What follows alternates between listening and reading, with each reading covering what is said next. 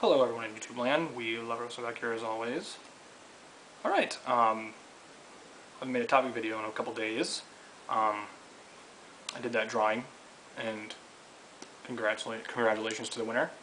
Now E3 has been done for a while, and there's been kind of lulls, nothing really much going on. So, but, as always, gotta make up stuff, topics, whatever.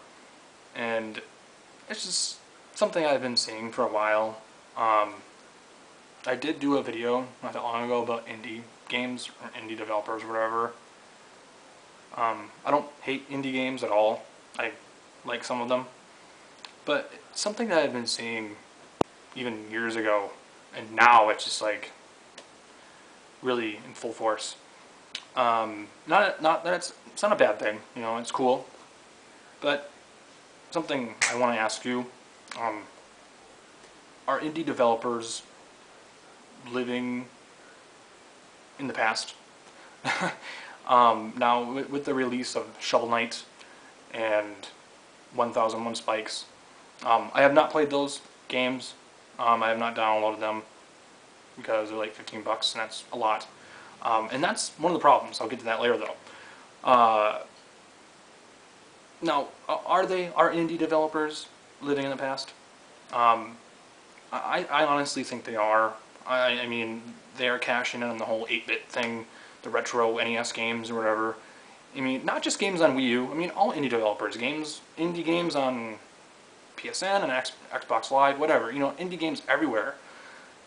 Just any indie game, but especially Shovel Knight and 1001 Spikes.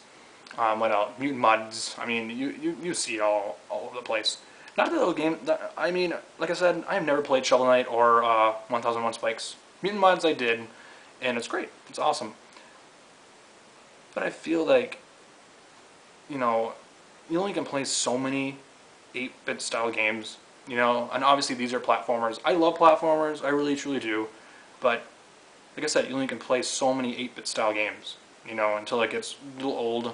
I mean, I played that stuff back in the day, alright?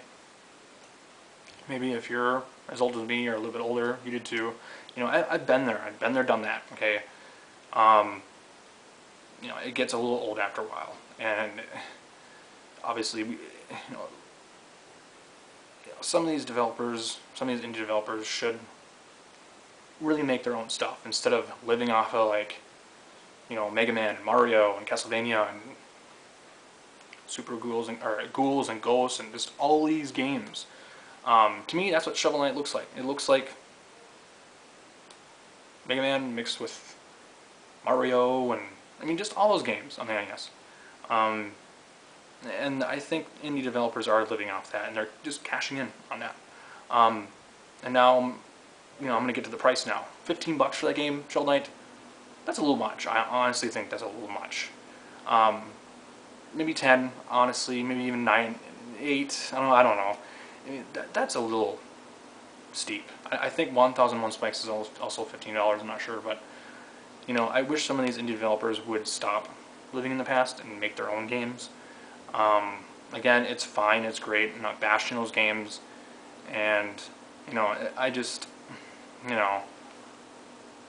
it's just my opinion, I guess. I don't know. I've never played Shovel Knight. I'm sure it plays great. I'm sure it plays like any other 2D platformer, I don't know. I just feel that maybe some indie developers can't get over that type of game, I guess, or whatever. I don't know. That's just my thoughts on this whole thing. I don't know. But I think they are. I've been seeing tons of games coming out, even the past couple of years. I mean, you've seen it with Mega Man 9 and 10, Castlevania Rebirth, and Contra Rebirth, and whatever. It's good to play those old games, but I do get nostalgic over those games too. But enough's enough,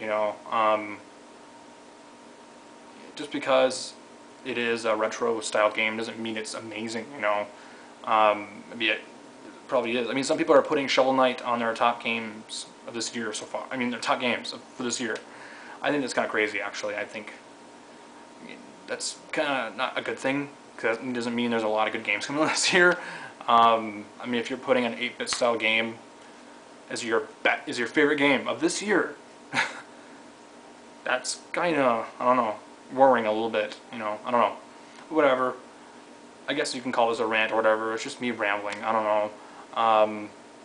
Again, I like indie games, some, you know, but I don't know.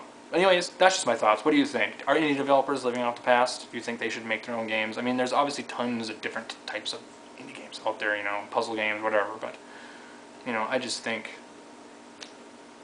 you know, they should make their own thing, you know, do their own thing, instead of, I mean, it's alright to be inspired by something, but at the same time, come on, you know, make your own thing.